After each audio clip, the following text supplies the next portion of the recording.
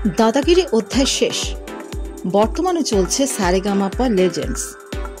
সেখানে সমস্ত খ্যাতনামা শিল্পীরা ভারতীয় সঙ্গীতের স্বর্ণযুগের গান গেয়ে শোনাচ্ছেন।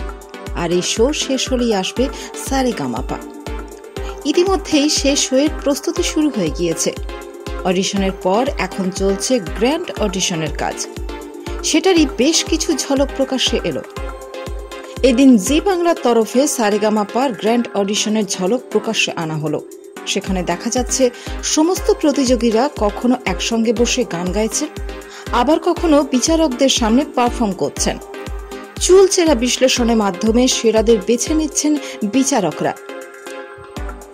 এদিন দেখা মিলল পরিচালক অভিজিৎ সেরের।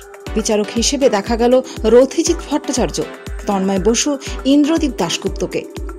তন্ময় বসু এদিন বলেন, আমি বহুদিন এই শোয়ের সঙ্গে যুক্ত, তবে এবার সব থেকে অবাক করল একদম বাচ্চা থেকে বয়স্ক মানুষ সকলে অংশ নিলেন অডিশনে।